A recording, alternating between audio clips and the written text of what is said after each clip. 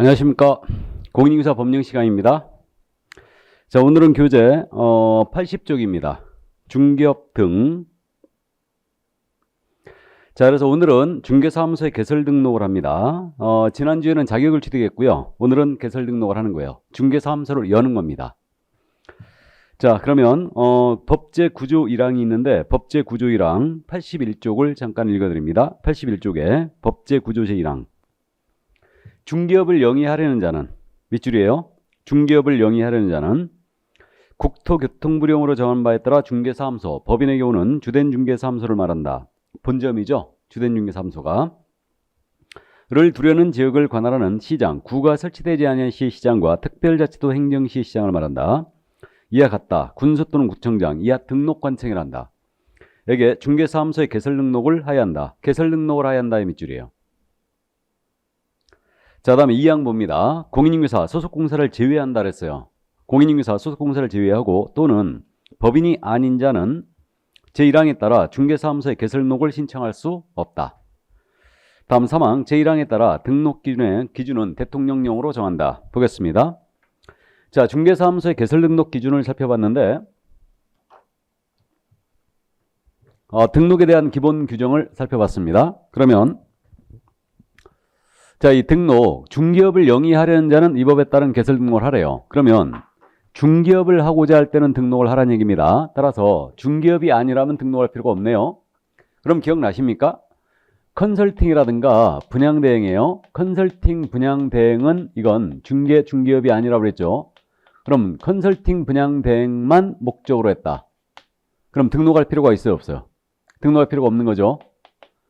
근데 이 컨설팅이나 분양대행은 중개나 중개업이 아니기 때문에 등록할 필요가 없는데 컨설팅 분양대행에 부수하여 중개를 업으로 하고자 한다. 그러면 이때는 부수요로 하더라도 등록은 해야 합니다. 그러니까 주된 업무로 하든 부수요로 하든 등록은 요구됩니다. 그래서 우리 국토부 유권해석은요, 인터넷상으로만 중개업을 한다. 그래도 사무소 확보하고 등록을 해야 된다는 게 유권해석인데 타당한 걸로 일단 보입니다. 이 등록은 영업 허가를 받는 거예요. 등록의 사전적 의미는 이거거든요. 일정한 사실관계나 법률관계를 행정관청에 비치 있는 장부에다가 기재한 행위, 기자체를 등록이라 하는데 그냥 영업 허가입니다. 그렇게 이해하시면 돼요. 그럼 이 등록으로 오기까지 연역을 잠깐만 말씀드리면 이 등록으로 오기까지 연역은 어떻게 되냐면요. 지난주에 잠깐 언급했는데 1961년도에 소개영업법이 있었다고 그랬죠. 그러면 1961년도에 이 소개영업법 시에는 중개업 진입을 하기 위해서는 어떤 제도로 운영됐다고요? 신고였어요? 허가였어요? 등록이었어요? 신고였죠. 그래서 이때 당시 이 신고하고 중개업 진입한 분들이 지금도 존재한다고 그랬어요. 그분들 우리 뭐라 한다고요? 중개인. 그래서 법제 7638호 부칙 제6조 제2항에 따른 개업공사, 부칙상의 개업공사라 이렇게 부르기도 하죠. 그래서 중개인을 말합니다. 그랬다가 1983년도 12월 말에 부동산 중개업법 제정이 있었다고 그랬어요. 그럼 중개업법 제정 당시에는 이게 허가제로 운영됐죠. 허가제. 그랬다가 1999년도 7차 개정이었어요. 중개업법 7차 개정. 99년도 기억나십니까?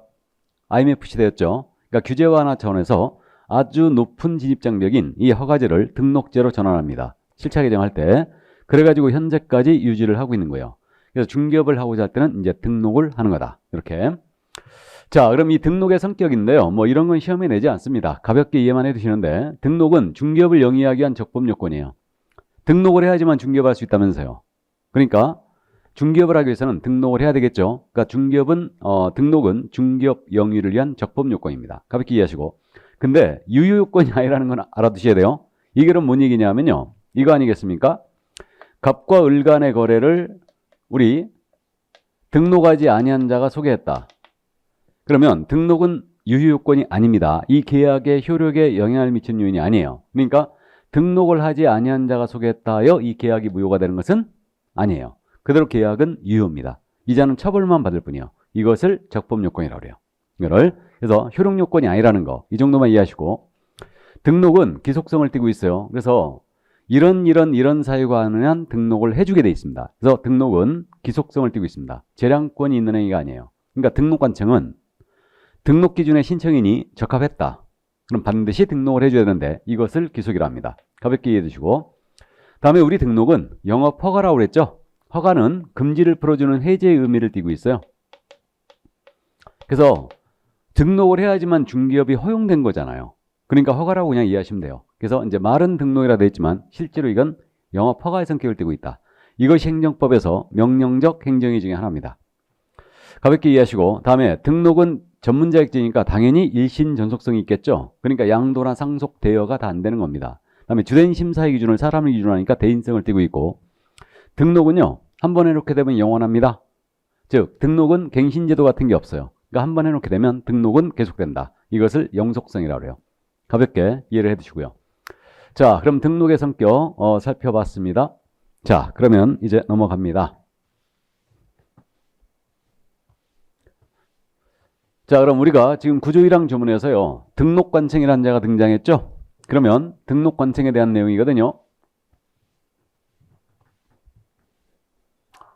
지금 그 등록을 하려는 자는요 중개사무소를 두려는 지역을 관할하는 시장, 군수, 구청장에게 등록 신청하라고 그랬죠. 그래서 등록관청은 바로 중개사무소 소재지 시군구청장입니다. 이 자를 등록관청이라고 불러요. 이게 그 교재 보시면서요 지금 제가 설명하는 내용이 어디 있는가는 여기 교재 이렇게 페이지 표시를 했으니까요 요거를 참고하시기 바랍니다. 그래서 이번 순환서부터는 일단 교재 페이지 표시를 하도록 해보겠습니다. 제가 깜빡하고 놓칠 수도 있는데 그때는 이제 따라오시면 됩니다. 자, 그럼 중개사무소 소재지 관할 시장, 군수구청장이 바로 등록관청입니다. 그러니까 신청인의 주소지 소재지 관할이 아니라는 얘기죠. 우리 과목에서요 신청인의 주소지 떴잖아요. 그럼 이 지문 무조건 틀렸어요. 처음부터 끝까지 단 한 번도 안 나옵니다. 그래서 중개사무소 소재지 시군구청장이다. 그럼 등록관청 가볍게 연습 한번 해볼까요? 서울특별시 강남구에다가 중개사무소를 뒀습니다. 그럼 등록관청 어디예요? 강남구청장이죠. 자, 그 다음에 경기도 이천시에다가 중개사무소를 뒀습니다. 그럼 등록관청 어디예요? 이천시장이죠. 자, 그런데 성남시 분당구가 있네요. 그럼 성남시 분당구에 사무소 뒀거든요. 그럼 여기는 이제 문제가 생긴 거예요. 성남시장이냐 분당구청장이냐 이 문제인데 우리는 구청장이 있지 않습니까? 그럼 구청장이 무조건 등록관청이에요. 그래서 분당구청장이 등록관청입니다. 그래서 이렇게 성남시처럼요 특별시나 광역시가 아닌데 구를 둔 시들이 있어요. 이러한 시들을 공법시간에는 대도시로 공부했죠. 인구 50만 이상의 시 대도시로 공부했는데 이런 성남시와 같은 대도시 우리 경기도에 6개가 있죠. 성남시, 수원시, 안양시, 안산시, 고양시, 용인시 이렇게. 그 다음에 충청도 쪽에는 천안시와 청주시가 구가 있고 전라도 쪽에는 전주시가 구가 있습니다. 경상도 쪽에는요 포항시하고 창원시가 구가 있어요. 그러니까 지금 말씀드린 뭐 수원시장, 용인시장, 천안시장, 청주시장, 전주시장 등등등 이분들 모두 등록관청 아니라는 얘기죠. 그죠? 그래서 거기 구청장들이 등록관청이에요. 그 정도 이해하시고. 그럼 여기서 뭐 참고로 말이에요. 여기 분당구청장 있잖아요. 이분이 자기도 구청장을 하여 강남구청장하고 맞먹자 하잖아요. 그러면 싸대기 맞습니다. 강남구청장과 동격인자가 성남시장이에요. 분당구청장은 성남시장이 임명한 구청장에 불과하죠. 성남시장을 투표로 뽑죠. 강남구청장 투표로 뽑죠. 투표로 뽑는 단체장이 있는 지역을 지방자치단체라고 해요. 그래서 여기는 지방자치단체인 구고요. 분당구는 지방자치단체인 구가 아니에요. 공법 시간에 들어봤죠? 지방자치단체인 구를 자치구, 지방자치단체가 아닌 구를 비자치구라고 부르죠. 이렇게 얘기하면 좀 어려워져요. 근데 우리는 무조건 구청장이 있으면 구청장이 등록관청입니다. 그렇게 이해하시면 돼요. 자, 그래서 등록관청 알아봤고요. 그럼 이제 등록 신청자에 대한 내용을 볼까요? 교재는 82쪽이네요. 그러면 등록 신청자에 대한 부분인데 이거 우리가 조문 방금 읽어봤죠. 구조 2항 조문. 공인중개사 또는 법인이 아닌 자는 중개사무소의 개설등록을 신청할 수 없다 그랬어요. 그러니까 개인의 경우는 공인중개사증이 있어야 한다는 얘기죠. 다음에 법인은 일정 요건을 갖춰야 돼요. 그러니까 공인중개사 또는 법인이 아닌 자는 등록을 신청할 수 없습니다. 그래서 공인중개사나 법인에 한하여 중개사무소에 등록을 할 수 있다는 얘기죠. 이거 긍정으로 바꾸면. 자, 그런데 이제 다 이해가 됐는데 소속공사를 지휘한다고 그랬어요. 이게 무슨 말이냐? 이거는요 우리 소속공인중개사는 중개사무소에 등록을 신청할 수 없다는 뜻이에요.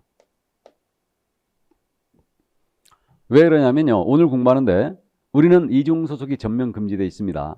그럼 이중소속이라는 게 뭐냐면 두 개 이상의 중개사무소에 이른바 양다리 걸치는 거예요. 두 개 이상의 중개사무소에 소속하는 거 전면 금지입니다. 그렇기 때문에 이 소공사라는 신분은 이미 중개사무소에 근무하고 있는 거죠. 그러니까 소속 공인중개사는 중개사무소에 등록을 신청할 수 없습니다. 됐죠? 그래서 소공사 제외하는 말이 이게 바로 이제 그 뜻이에요. 소공사는 등록 신청할 수 없다. 왜?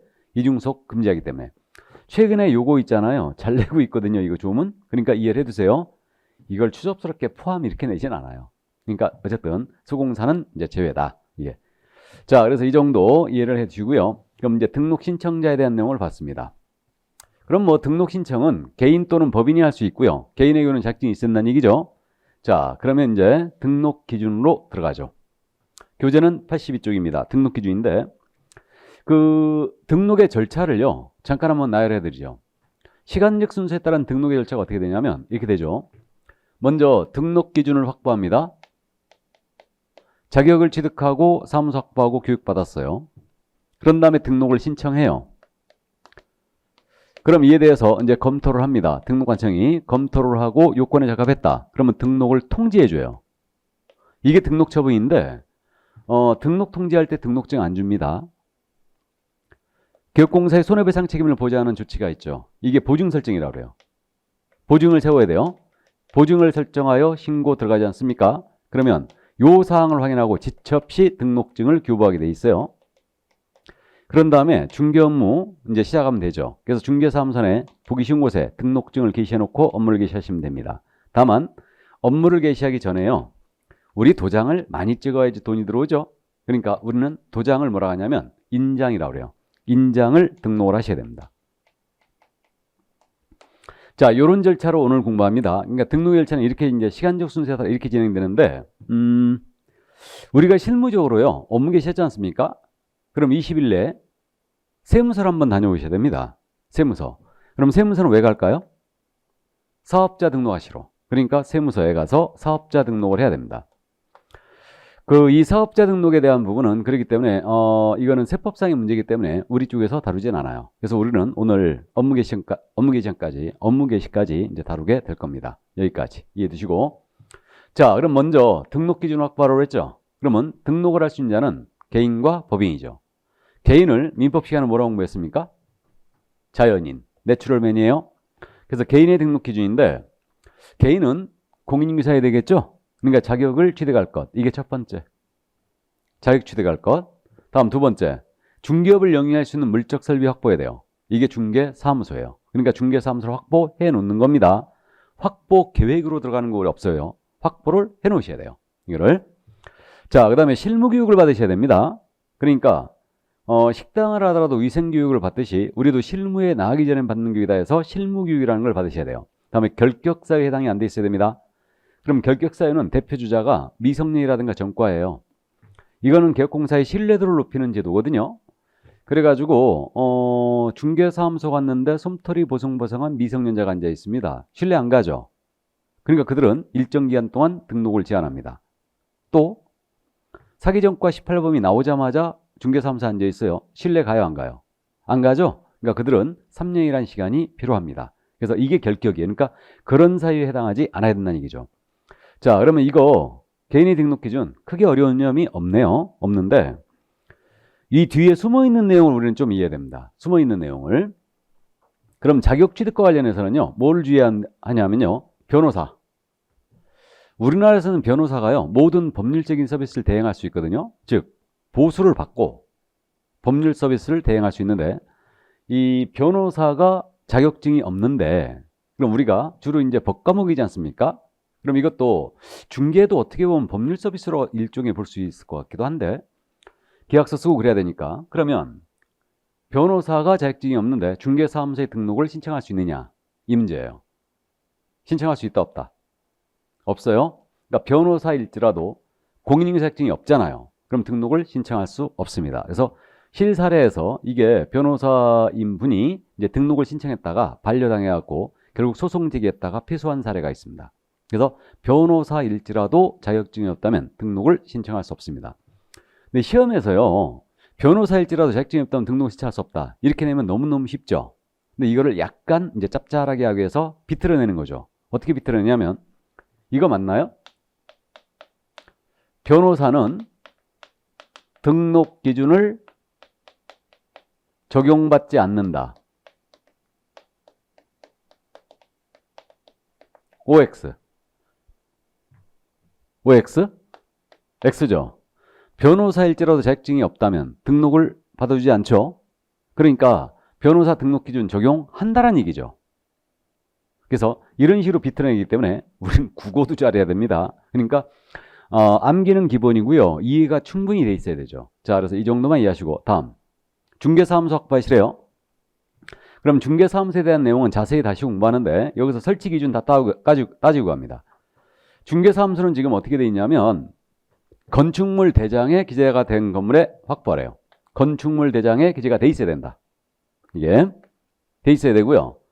소유, 전세, 임대차, 사용대차 방법 등으로 사용권이 꼭 있어야 돼요. 등록 신청인에게 사용권을 확보해야 된다. 다만 건축물 대장에 기재가 안 돼 있을지라도 준공이 떨어진 건물 있죠. 사용검사가 된 건물 여기는 예외적으로 설치할 수가 있습니다. 여기는 그래서 요거 건축물 대장에 기재된 건물의 확보함을 원칙으로 합니다. 그러면 준공이 떨어진 건물은 예외적으로 지금 되는데 요거에 대해 잠깐 부연 설명하죠. 지금 이게 아파트 단지거든요. 아파트 단지인데 101동, 102동, 상가동이 준공이 떨어졌어요. 근데 요거 토지 준공이 안 떨어진 바람에 건축물 대장에 기재가 안 된 거예요. 아직 이 건물들이. 그래가지고 건물 준공이 떨어졌기 때문에 여기 입주를 시작하는 겁니다. 이 단지에 건물 준공 떨어졌으니까. 그럼 우리가 입주 장사라고 그러거든요. 입주 단지는 거래가 굉장히 활발하죠. 들어가 살 사람 사는 거고요. 팔 사람 파는 거고 세를 놓을 사람 세를 놓는 겁니다. 그래서 이게 이제 입주 단지인데 거래가 굉장히 활발해요. 그러면 여기다가 중개사무소를 열어놓고 이 상가동에다 열어놓고 중개업을 하면 좋잖아요. 그죠? 근데 요 규정이 없을 때 건축물 대장에 기재된 건물만 확보하라. 이렇게 지금 해놨을 때 어떤 문제가 생기냐면 건축물 대장 기재가 안 돼 있으니까 여기다 중개사무소 못 여는 거죠. 그러니까 중개사무소는 여기 있는 거죠. 그래가지고 여기를 몰래 임차해갖고 간판도 안 걸고 입주 양사를 하는 거예요. 그럼 어떻게 되느냐? 이게 이중사무소예요. 등록장소, 외의장소에다가 중개업을 영위할 수 있는 독립공간 확보했죠. 그럼 이게 이중사무소입니다. 그러면 등록 취소할 수 있고요. 1년 이하 적돈 1,000만 원의 벌금에 처합니다. 그러면 이거 확보 못하는 사람은 여기다 파라솔 놓고 중개업을 하더라 이거예요. 그럼 이거 어떻게 되느냐? 파라솔 놓고 했다. 천막등을 설치하고 했다. 그러면 이것은 임시 중개 시설물을 설치한 거예요. 우리 이거 금지돼 있거든요. 이게 이른바 떴다방이죠 이거. 그러니까 여기에 걸리면 또 등록 취소할 수 있어요 역시. 그리고 1년 이하 적돈 1,000만 원의 벌금에 처합니다. 그러니까 이런 불법 행위들이 자행되니까 이걸 양성화해 준 거예요. 이게 바로 이 부분입니다. 그래서 준공은 떨어졌지만 어떤 사유로 인하여 건축물 대장에 기재가 안 돼 있다. 사무소로 쓰기에 적합하다면 이때는 여기는 등록이 가능합니다. 예외적으로. 그래서 이제 그렇게 이해하시고 그럼 서류 낼 때요. 왜 건축물 대장에 기재가 지연되는가? 이 사유서를 내게 돼 있어요. 서류 낼 때. 그러나 원칙적으로 이제 건축물 대장에 기재가 돼 있어야 돼요. 그럼 이제 해석에 의존한 우리가 기준을 따져보는데 그럼 무허가 불법 건축물에는 설치할 수 없다는 얘기죠? 당연한 얘기고. 그 다음에 컨테이너와 같은 가설 건축물 있죠? 여기에 설치할 수 있느냐? 없습니다. 가설 건축물은 건축물 대장에 기재가 안 돼 있죠? 그러니까 당연히 안 됩니다. 가설 건축물 대장에 기재가 돼 있을지라도 이거 안 돼요. 건축물 대장에 기재가 돼 있어야 돼요. 근데 우리가 지방 쪽 가다 보면요. 컨테이너에 중개사무소 있는 것들 가끔 보셨죠? 그거는요. 아주 오래전에 설치했거나 아니면은 건축물 대장에 기재가 된 컨테이너일 가능성이 커요. 큽니다. 그래서 가설 건축물에는 일단 설치 안 된다. 이 정도 이해하시고 이 규정을 봤을 때 면적을 제한하는 규정은 존재하지 않죠? 그러니까 적정 면적이면 됩니다. 근데 우리 일순환 하신 분 중개사무소 전용 면적 기준이었을 때 몇 평은 돼야 된다고 그랬어요? 우리가 품위를 지키기 위해서는 전용 6평 정도는 돼야 된다고 그랬죠? 그러니까 너무 좁아도 없어 보인다고 그랬어요. 그래야지 6평 정도는 돼야지만 제가 보기에는 책상 2개 놓고 테이블 하나 놓고 그렇게 이제 쓸 수 있을 것 같네요. 일단은. 자, 그래서 여기까지 이제 시험에서 물어보는 부분 이 중개사무소에 대한 기준은 여기까지거든요. 나머지 이제 참고인데 우리 그저 일순환 하신 분은 들어봤는데 개업공사는 업무의 효율적 수행을 위해 사무소 공동 사용이 되죠. 그러니까 한 중개사무소에 2인 이상의 개공이 있는 겁니다. 가능합니다. 이게 이제 공동사무소인데 그러면 다른 개업공인중개사가 이미 개설 등록을 하여 사용 중인 건물이에요. 다른 개공이 이미 사용 중인 건물. 여기다 대고 등록 신청할 수 있나요? 없나요? 있습니다.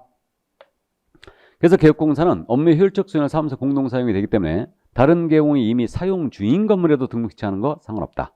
다만 이때는 이제 이자의 승낙서가 있어야 되고요. 이자가 업무정지 기간 중이잖아요. 업무정지 기간 중에는 등록이 안 돼요. 이건 예외입니다. 그래서 일단 그 정도. 다른 개공이 사용 중인 건물에도 가능하다. 업무정지 기간 중인 개공이 아니면 됩니다. 이 정도만 이해를 해두세요. 자, 그래서 사무소 설치 기준 여기까지 이해해 두시고요. 사무소를 해서 미리 확보를 해 놓는 겁니다. 확보 계획으로 들어가는 거 아니라고 했고요. 자, 그 다음에 이제 실무교육을 받으셔야 돼요. 그럼 이 실무교육에 대한 내용은 이제 후일. 우리가 이미 공부하고 넘어왔죠? 그럼 이 실무교육은 중개실무에 나가기 전에 받는 교육이라고 했습니다. 그래서 지금 실무교육은 언제까지 받아야 됩니까? 등록 신청 전 1년 내에 받는 거죠? 다만 중개업을 영위하다가 폐업 신고하는 바람에 폐업 신고 후 1년 내 재등록을 하는 거예요. 이때는 받을 필요가 있다 없다? 없는 거죠. 단기간 내 재등록 시에는 면제를 해주는 겁니다. 이렇게 되고요. 그래서 실무교육을 원칙적으로 이수해야 되는데 폐업 신고 1년 내 재등록 시에는 면제합니다. 그럼 실무교육 실시권자 누구라 하겠습니까? 기억나세요? 시도지사죠. 그러니까 시도지사가 실시하는 실무교육을 이수하는 겁니다. 이거. 그래서 등록 신청 전 1년 내 우리 등록 신청인이 이수를 해줘야 돼요. 미리. 실무교육 시간 지금 몇 시간이라 하겠습니까? 28시간 하고 있다고 그랬죠. 그래서 2832. 그래서 현재 지금 온라인 교육을 하고 있다고 그랬죠. 많이. 그 코로나 시대이기 때문에. 집합교육이 자제를 하고 있기 때문에 온라인 교육으로 지금 현재 받고 있고요. 교육비는 협회에서 현재 13만 원을 받고 있습니다. 자, 그래서 가서 이제 교육을 받았어요. 그럼 수료증이 나오죠. 그럼 등록 신청할 때 이걸 원칙적으로 첨부를 하게 돼 있습니다. 자, 그럼 결격사유는 우리가 자세히 들여다볼 거니까 그때 보기로 하고요. 그럼 개인의 등록 기준 큰 무리가 없네요. 그럼 이 정도만 이해를 해두시고 문제는 법인의 등록 기준이요. 법인. 자, 그럼 법인이 중개사무소에 등록을 하고자 합니다. 그럼 이제 83쪽에 있죠. 자, 그럼 법인은 큰 틀에서는 개인과 차이가 없어요. 법인도. 그러니까 큰 틀에서는 개인과 차이가 없는데 법인이기 때문에 갖춰야 될 기본 요건이 있어요. 이게 바로 그 기본 요건이 이거예요. 예. 그래서 법인은 우리 법이 할 수 있는 업무를 딱 정해줬거든요. 14조에서 이걸 법정 업무라고 그래요. 그래서 법인은 우리 법이 정해준 업무 이것만 영위할 목적으로 일단 설립이 돼야 됩니다. 설립이 돼야 되고 법인은 죄송합니다. 우리 법이 정해준 업무만 영위할 목적으로 설립이 돼야 되고요. 법인은 자본금이라는 게 있어요. 그래서 이 자본금은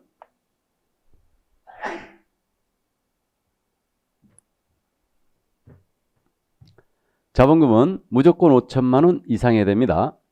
그래서 이 자본금이라는 거 있지 않습니까? 이거는 법인 설립할 때 초기 투하 자본으로 이해하시면 돼요. 그래서 이 자본금이라는 게 5천만 원 이상이 되고요. 상법상 회의사의 형태이거나 또는 협동조합 기본법이 있는데 이 법에 따른 협동조합의 형태를 갖춰줘야 돼요. 단 사회적 협동조합은 죄입니다. 죄고. 그리고 임원에 대한 요건인데 이 법인의 대표자는 공인인증사 됩니다. 공인인증사 되고 대표자를 제외하는 거예요. 대표자를 제외하고 그 임원 또는 사원인자의 3분의 1 이상이 공인인증사야 돼요. 자, 여기까지인데 우리는 이 뒤에 숨어있는 내용을 이해해 두셔야 되거든요. 그래서 이제 숨어있는 내용을 살펴봅니다. 법정 업무라고 그랬죠, 지금. 그래서 법정 업무는 지금 법인의 업무를 얘기하거든요. 그래서 우리 교재 84쪽에 있습니다. 84쪽에 그 동그라미 3번 있죠. 이게 이제 법정 업무인데 법인이 할 수 있는 업무를 우리 법 14조에 정해줬어요. 그래서 법인은 중개업 외에 이 6가지 업무 외에는 아예 할 수 없다 그랬어요. 14조 이렇게 돼 있습니다. 그러면 중기업은 필수 목적 사업으로 법인이 해줘야 되고요. 요거만 하면 쉬우니까 6가지 업무를 더 허용을 한 겁니다. 그래서 이 6가지 업무를 우리는 법인의 소위 겸업이라 불러요. 겸업. 중기업을 지휘하는 업무죠. 그러면 이제 오늘은 이건 자세히 나중에 들여다볼 거니까 오늘은 나열만 해보고 갑니다. 먼저 법인은 중기업에 어떤 업무 들어갈 수 있냐면 주택상가에 대한 관리 대행할 수 있어요. 임대차 관리 대행할 수 있고 부동산에 대한 이용 개발 거래에 관한 상담할 수 있어요. 이게 뭡니까? 다른 말로 하면 이게 부동산 컨설팅이죠. 이거 할 수 있고 기업 공인인사를 대상으로 한 중기업의 경영기법 및 경영정보 제공할 수 있어요. 이게 중기업 프랜차이즈라 불러요. 그리고 주택상가에 대한 분양 대행할 수 있고요. 다음에 경공매 알선 대리를 할 수 있고 마지막으로 주거 이전에 부수되는 용역, 이사업체나 도배업체가 있죠. 이것을 소개하는 것까지는 돼요. 직접 운영은 안 됩니다. 그럼 지금 토탈 이렇게 7가지만 허용을 했기 때문에 이 7가지 외의 것이 목적사업에 들어갔다. 예를 들어서 부동산 개발업이 법인의 목적사업에 들어가 있잖아요. 그럼 이 법인의 등록을 수리한다 안 한다? 안 한다는 얘기죠. 그래서 이 7가지 외의 것이 들어가 있으면 아예 안 받아준다는 얘기예요. 근데 중기업 외에 이 6가지 업무를 꼭 해야 되는 건 아닙니다. 그러니까 이것은 할 수도 있고 안 할 수도 있죠. 그럼 등록 신청 들어온 법인이 중기업 외에 부동산 컨설팅만 딱 들어가 있는 거예요. 그럼 등록을 수리할까 안 할까요? 수리하는 거죠. 그죠? 이 6가지를 꼭 해야 되는 건 아니니까. 근데 만약에 중기업 외에 부동산 개발업이 들어가 있다. 그러면 이것을 받아주지 않습니다. 그래서 법정 업무만 또는 법제 14조에 정한 업무만 영위할 목적으로 설립이 되었을 것. 이게 첫 번째예요. 자, 그럼 이어서 참고. 등록 기준을 묻는 문제 유형이 일단 이렇게 됩니다. 다음, 법인의 공인인증서 업무상 법인의 등록 기준이다. 옳은 것 틀린 것 골라라고 물었어요. 등록 기준이다. 옳은 것 틀린 것 골라라. 이렇게 이제 물었어요. 1번, 중기업만을 영위할 목적으로 설립되어야 한다. 중기업만 영위할 목적으로 설립되어야 한다. OX. X죠. 중기업에 6가지 업무 더 해도 되죠. 그러니까 틀렸어요. 그런데 중개사무소의 개설 등록에 대한 설명이다. 옳은 것 틀린 것 고라. 이렇게 냈어요. 그래가지고 중기업만을 영위할 목적으로 설립된 법인은 중개사무소의 개설 등록을 신청할 수 있다라고 낸 거예요. 그럼 맞았어, 틀렸어요?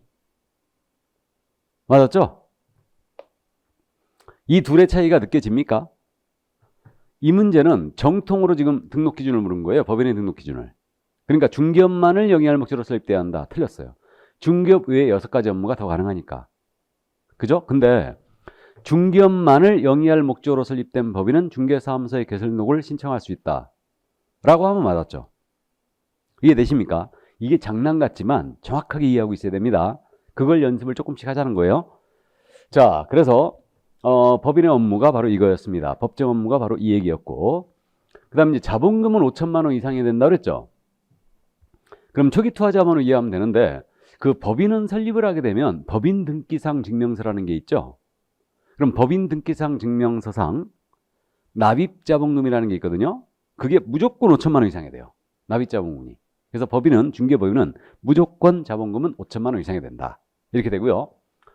자, 그 다음에 이제 그 조직이죠. 조직은 상법상 회사이거나 협동조합 기본법에 따른 협동조합이 돼요. 자, 그럼 상법상 회사를 봐야 됩니다. 그럼 상법상 회사, 우리 상법의 기준을 봤더니 상법상 회사의 종류는 5가지가 있네요. 이 내용은 84쪽에 있습니다. 지금 84쪽 맨 위에 동그라미 1번 기억에 있죠. 동그라미 2번 기억. 저는 친절한 생이라 어디에 하는지도 다 알려줍니다. 자, 그래서 상법상 회사 이렇게 5가지가 있어요. 주식회사가 있고 유한회사가 있고 유한책임회사가 있고 합자회사가 있고 한명회사가 있죠. 우리가 어디까지만 이해하면 되냐면 이 제도에 대한 깊이 있는 이해는 필요가 없어요. 여기까지 이해하면 돼요. 그러니까 중개법인을 상법상 회사로 하는 경우에는 반드시 주식회사여야 한다. OX? X입니다. 상법상 회사면 되지 반드시 주식회사일 필요는 없죠. 유한회사나 합자회사로 가도 되잖아요. 그죠?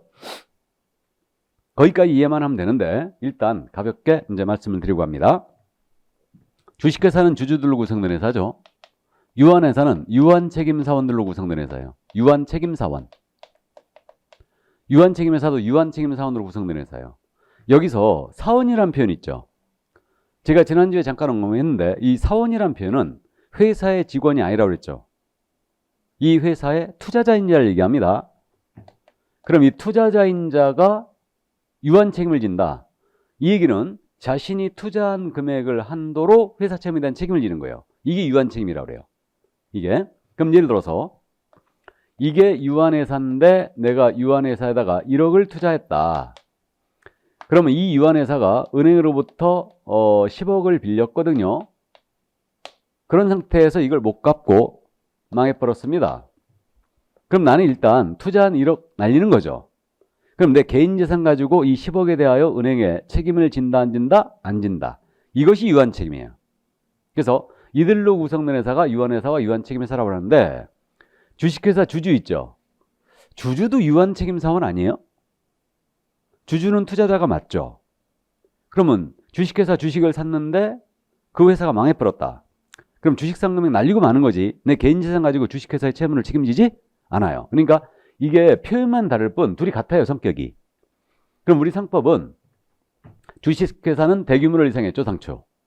유한회사는 소규모를 이상했어요. 그다음에 유한책임회사는 가족들끼리 쬐끄만 회사 운영할 때 이걸로 해라 하고 폐쇄성을 띈 그런 회사 형태죠, 이게. 자, 그래서 이렇게 참고하시고 한명회사는 뭐냐면 유한회사와 정반대로서 무한책임사원 있죠. 무한책임사원들로 구성된 회사예요. 이게 바로 한명회사예요. 그럼 이거 짐작됩니다, 이제.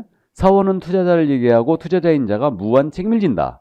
그럼 회사 채무에 대해 끝까지 개인 재산 가지고 책임을 지는 거예요. 이들로 구성된 회사가 한명회사예요. 그래서 저는 여태까지 살아오면서 실제로 한명회사를 본 적이 없고요. 다만 이제 일부 뭐 농기계회사, 수산업회사 같은 데가 있다고 그래요. 그래서 정부에서 지원금을 주기 위해서 아예 한명회사로 가라 이렇게 돼 있는 거죠. 자, 그래서 무한책임사원들로 구성된 회사가 한명회사고, 그럼 합자회사는 뭐냐? 합작이 된 회사예요. 합작. 누가 합작된 거냐면 무한책임사원과 유한책임사원이 합작된 회사예요. 그래서 이름을 합자회사랍니다. 자, 그럼 상법상 회사 5가지가 이거였고, 다음에 협동조합 기본법에 따른 협동조합으로 중개법인 갈 수도 있어요. 그래서 중개협동조합 탄생을 지금 예고한 건데, 우리가 주변에서 농업협동조합, 축산협동조합 같은 거 있죠. 그 협동조합 아니에요. 그게 아니고 이 협동조합은 협동조합 기본법에 따른 협동조합이죠. 그래서 협동조합 기본법에 따르면 5명의 조합원 확보하면 돼요. 그래가지고 시도회사한테 신고하고 설립 등기함으로써 협동조합이 성립이 되는 겁니다. 이렇게 되는데, 그래서 협동조합은 기본적으로 조합원들의 권익 향상을 위한 단체죠. 그래서 뭐 북유럽 쪽에는 이제 협동조합 제도가 워낙 발달되어 있기 때문에 중개협동조합이 있는 모양입니다. 그래서 우리도 이제 협동조합 형태로 갈 수 있게 이렇게 지금 규정을 이제 두고 있는 거예요. 단 협동조합 중에요, 사회협동조합은 안 돼요. 그러면 사회협동조합이 뭐냐 이 문제인데, 이 사회협동조합은요 개념은 그래요. 협동조합 중에서 지역 주민들의 권익 향상을 위한 협동조합이라든가 취약계층, 소외계층이죠. 소외계층에 대한 일자리 마련 또는 서비스 제공을 위한 협동조합을 얘기합니다. 이게 사회협동조합인데, 굳이 예를 들면 이 사회협동조합은 뭐 TV에서 보신 적 있죠. 이 마을이 예를 들어서 참외 주산지다. 그러면 참외를 그 마을 주민들이 공동으로 생산하고 공동 브랜드를 쓰고 그 다음에 공동으로 판매 활동을 합니다. 이게 일종의 사회협동조합이에요. 도시 지역에서는 의사들이 모여가지고 이렇게 뭐 비뇨기과, 피부과, 뭐 소아과, 내과 이렇게 모여가지고 협동조합, 의료법인을 설립하는데 이것도 일종의 사회협동조합이에요. 그래서 이 사회협동조합은 기본적으로요 비영리법인이에요. 영리를 목적으로 하지 아니하는 협동조합입니다. 그러니까 비영리법인이기 때문에 비영리법인은 절대 우리는 등록할 수가 없어요. 그렇기 때문에 사회협동조합은 안 됩니다. 이걸 주의해야 돼요. 그래서 사회협동조합은 등록할 수 없다는 거, 이 점을 주의하시고. 왜 없다고요? 비영리법인이니까 안 되는 겁니다. 자, 그래서 상법상 회사이거나 협동조합으로 가면 되는데 이때 사회협동조합은 제외한다. 자, 그럼 이제 임원에 대한 요건. 임원은 어땠냐면 대표자는 공인인증서야 된다고 그랬죠. 대표자가 공인인증서이면 등록 안 받아줍니다. 대표자는 공인인증서야 돼요. 그러면 대표자를 제외하는 겁니다. 대표자를 빼고 제외. 이런 거 조심해야 돼요. 대표자를 제외하고 그 법인의 임원 또는 사원인자의 3분의 1 이상은 공인중개사에 의한다 그랬죠? 그죠? 자, 그럼 이제 임원이라는 자가 누굴까? 여기 주식회사 유한회사 있잖아요. 여기는 이사라는 분 계시는데 당연히 임원이죠. 그 다음에 감사라는 분도 임원이에요. 그 다음에 협동조합도요. 임원은 이사감사를 얘기합니다. 그러니까 우리 법에서 얘기하는 임원, 일단 이사감사입니다. 이거고요. 유한책임회사는요. 이사 대신 업무집행자를 둔다 그랬어요. 그러니까 이자가 이사와 동격인 자고 이 업무집행자가 바로 유한책임회사는 임원입니다. 이렇게 돼 있고 그 다음에 이제 임원 또는 사원이라고 그랬죠. 그럼 우리 법에서 얘기하는 사원도 역시 직원은 얘기하는 게 아니다. 그래서 그럼 누굴 얘기할까? 바로 투자자인 자로서 합자나 한명회사의 무한책임사원을 얘기합니다. 왜 그러냐면요. 이 무한책임사원은 상법의 규정을 보면 회사 업무집행의 권리와 의무가 있다 그랬어요. 그러니까 이자가 바로 주식회사에서 이사와 동격인 자고요. 무한책임사원들은 이사들처럼 법인 등기부에 모두 등기됩니다. 그래가지고 이자가 회사 업무집행 권한이 있고요. 그래서 이자를 얘기하는 거예요. 그러니까 결론 임원 또는 사원인자 이건 항상 붙어 다닙니다. 제가 임원이라고 해도 이제 사원은 붙어 다니는데 이 사원은 합자나 한명회사의 무한책임사원이라는 얘기죠. 이들의 3분의 1 이상이 공인중개사야 돼요. 그럼 이 얘기입니다. 만약에 유한회사로 중개법인 설립하잖아요. 그럼 대표자 빼고 이사 감사인자의 3분의 1 이상이 공인중개사라는 뜻이고 여기 합자회사로 중개법인 설립하잖아요. 그럼 대표자 빼고 무한책임사원의 3분의 1 이상이 공인중개사가 됩니다. 됐어요? 그럼 이제 우리는 숫자에 굉장히 민감하니까 또 연습하고 와야 되죠. 그러면 대표자를 제외하고 이 법인의 임원이 3명이 있다. 3명이 있다면 이 중에 최소한 공인중개사 몇 명이 돼요? 1명은 있어야 되죠. 그럼 나머지 2명은 공인중개사가 아니어도 된다는 얘기죠. 이 얘기입니다. 이건 그러니까 투자자를 받아들여도 좋다 이 얘기죠. 그죠? 그 다음에 6명이 있다면 최소한 2명이 있어야 되죠. 그럼 7명이 있다면 몇 명이 있어야 돼요? 대표자 빼고 임원이 7명이 있다. 그럼 이 중에 최소한 3명은 공인중개사야 되죠. 사람을 쪼갤 수는 없으니까. 맞습니까? 자, 그래서 이 정도. 자, 그래서 이제 임원수. 그럼 임원수 3분의 1이 있지 않습니까? 여러분들이 이제 숫자 조금씩 암기를 해보는데 이게 3분의 1을 어떻게 기억하냐면요. 임원 3명 중에 1명은 공인중개사야 된다. 이렇게 기억합니다. 3명 중에 1명은 공인중개사야 된다. 이렇게 이제 기억을 합니다. 자, 그래서 임원에 대한 내용 이제 전부 다 따져봤습니다. 여기까지. 그럼 법인의 등록 기준 기본 요건을 다 본 거예요. 이제 다 봤고요. 그럼 나머지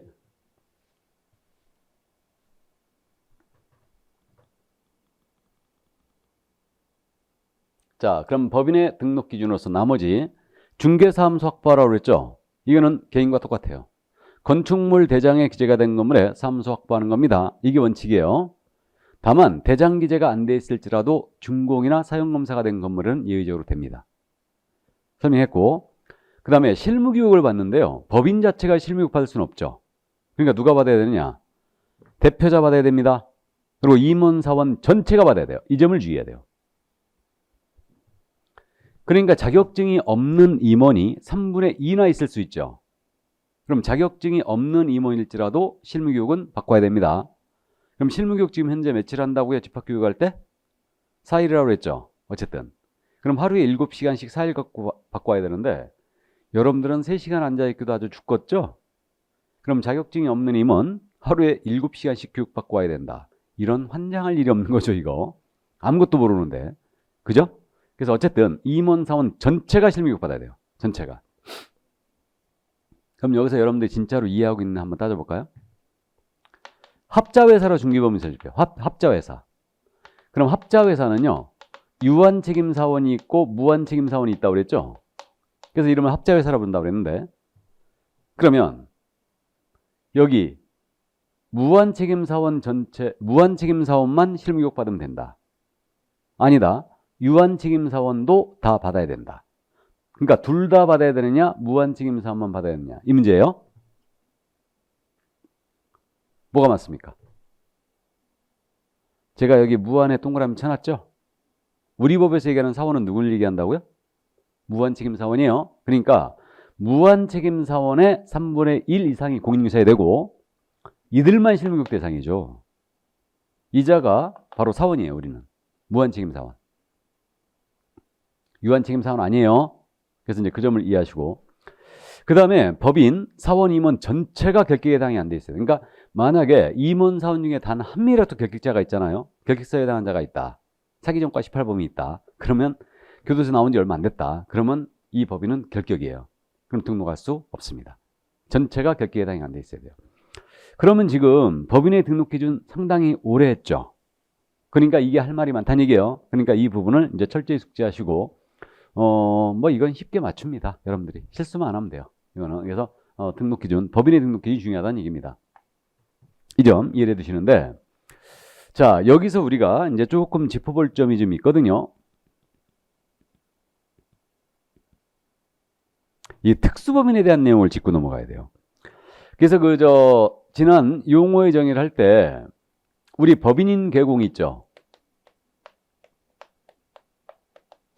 법인인 개공은 종별이 두 가지가 있죠. 순수 중개법인이 있어요. 또 하나는 특수법인이 있다고 그랬습니다. 중개법인은 우리 법이 정한 요건, 방금 전에 본 요건을 그대로 맞춰 등록한 법인이에요. 이게 특수법인이고, 여기 중개법인이고, 특수법인은 우리가 강학상 쓰는 표현이고, 우리 법에는 어떻게 되냐면 다른 법률에 따라 중개업을 영위할 수 있는 법인, 이렇게 돼 있죠. 이게 특수법인이에요. 이렇게 돼 있는데, 그러면 다른 법에 따라 중개업이 허용된 법인, 이 특수법인이 지금 종류가 4가지가 있거든요. 이 내용은 우리 교재 앞쪽으로 가요. 36쪽. 36쪽에 있습니다. 용어의 정의 쪽에 있어요. 그래서 36쪽 맨 밑에 있지 않습니까? 다른 법률에 의하여 중개업을 영위할 수 있는, 이렇게 돼 있죠. 여기 특수법인이 일어났지 않습니까? 이 부분을 지금 설명드리고 넘어가는데, 특수법인에 대한 내용, 종류가 4가지가 이거예요. 지역농협동조합이 있고요. 농업협동조합법에 있죠. 지역농협동조합, 이게 단위농협이에요. 지방 쪽 가서 단위농협 보신 적 있죠. 그 다음에 산림조합이 있습니다. 산림조합은 중앙에도 특수법인이고 지역산림조합도 특수법인이에요. 농협동조합 중앙에는 특수법인이 아닙니다. 그 다음에 산업단지 관리기관이 있고요. 한국자산관리공사가 있어요. 이건 캠코를 얘기합니다. 주로 공매를 담당하고 있죠. 그러면 이 4개의 법인은 고유목적 사업이 있지 않습니까? 근데 고유목적 사업을 수행하다 보니까 중개업이 필요했어요. 그래서 중개업을 허용을 하게 되는데, 이게 우리 법이 허용한 게 아니고요. 얘네들 설립근거법에서 중개업을 허용하게 됩니다. 그래서 그 중개업 내용이 고유목적 사업에 의해서 필요하니까 지금 이걸 허용한 거예요. 이게. 그래서 지역농협의 예를 들면 우리 농민하고 지역농협은 아주 밀착 관계 있지 않습니까? 가깝죠. 그러니까 농사 경영 방법에 대해서 뭐 이렇게 조언도 해주고, 그 다음에 종자 개량이라든가 농업인에 대한 대출 이런 것도 해주고 있죠. 다 하고 있는데, 이제 농민이 그러는 겁니다. 내가 나이 들어서 이제 농사를 못 짓겠다. 그래갖고 농협 우리 담당한테, 그러면 이 농지 살 사람 있으면 좀 소개해달라. 그러면 우리 농협에서 소개할 수도 있겠죠. 그러니까 필요에 의해서 이렇게 중개업을 허용하게 됩니다. 그래서 이거 지역농협동조합은 농지에 대한 매매교환 임대차를 중개할 수 있다고 해놨죠. 산림조합은 임목이나 임야를 중개할 수 있다고 해놨고, 산업단지 관리는 산업단지 안에 공장용지라든가 공장 건축물 중개할 수 있다고 해놨고, 여기 한국자산관리공사는요, 법인의 비업무용 부동산 공매라는 걸 하고 있기 때문에 비업무용 부동산에 대한 중개를 할 수 있다고 돼 있죠. 그럼 이들이 중개사물 전체를 제한 없이 중개할 수 있는 건 아니에요. 목적물이 딱딱 정해져 있습니다, 지금. 그럼 우리가 지금 등록을 공부하고 있는데, 이들도 중개업을 하고자 할 때는 등록을 해야 되느냐 임제가 있는데, 등록을 안 해도 되는 법인이 더 많아요. 그래서 이 3개의 법인은 등록을 요구하지 않은데 한국자산관리공사만 유일하게 등록을 요구합니다. 왜 이런 결과가 되냐면, 농업협동조합법의 규정을 보면 지역농협은 농지의 매매교환 임대차 중개할 수 있다고 해놓고요. 이 경우 공인중개사법 제9조 등록 규정을 배제한다 그랬어요. 그러니까 등록도 안 하고 중개업을 할 수 있다고 바로 규정을 두고 있는 거예요. 그렇기 때문에 지역농협은 등록을 안 하고도 중개업을 할 수 있어요. 같은 법인이죠, 다. 같은 내용이 다 있어요. 산림조합이라든가 산업단지관리기관은. 근데 한국자산관리공사법 있죠. 여기는 비업무용 부동산 중개할 수 있다 해놓고 아무 얘기 안 한 거예요, 더 이상.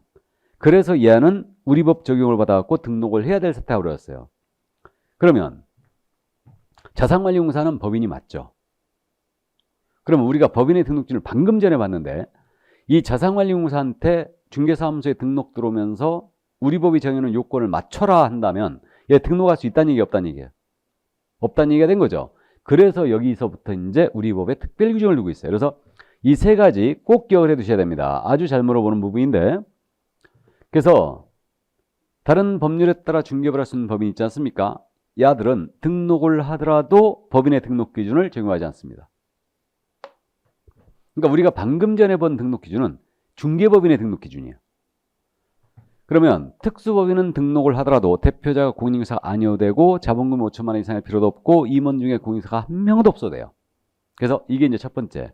그다음 이제 관계되는 곳에서 더 언급할 건데 미리 한 번만 짚고 하면 특수법인도 법인인지라 분사무소 둘 수 있어요. 이건 법인의 지점이죠. 이때 분사무소의 책임자, 이분은 소장을 얘기하거든요. 분사무소 소장. 분사무소의 책임자는 공인중개사에 의한다는 요건이 있거든요, 우리는. 근데 이것을 배제했죠. 왜? 특수법인의 임원 중에는 공인중개사가 한 명도 없어도 되니까. 그래서 특수법인의 분사무 책임자는 공사 아니어도 됩니다. 그리고 마지막으로 보증 있잖아요. 보증을 지역농협은, 이거 지역농협이죠. 지역농협은 보증을 1,000만 원 이상만 설정하면 되는 걸로 해놨습니다. 원래 법인이니까 2억 이상이어야 되거든요. 근데 지역농협은 1,000만 원 이상으로 봐줬어요. 왜 봐줬는지는 저도 몰라요. 일단 농지가 뭐 싸서 그런지 몰라도 어쨌든 그래서 보증을 1,000만 원 이상으로 이제 설정하면 되는 걸로 되어 있습니다. 그래서 이 세 개가 우리 법의 명문의 규정이 있는 거예요. 그래서 여러분들은 지역농협을 꼭 기억을 해 두셔야 됩니다. 여기는 등록 안 하고도 할 수 있죠. 그리고 등록 기준 적용하지 않고요. 분사무소 두더라도 책임자가 공인사 아니어도 되고요. 보증을 1,000만 원 이상만 설정하면 됩니다. 이 정도만 이해해 주세요. 자, 그래서 특수법인에 대한 내용까지 다 살펴봤습니다. 그러면 이제 다시 뒤로 가야 되죠. 다시 뒤로 가서 특수법인에 대한 내용을 봤으니까 나머지 이제 등록 절차와 관련해서 86조 등록 신청을 이제 봐야 되겠죠. 요거는 커피 한 잔 먹고 할까요?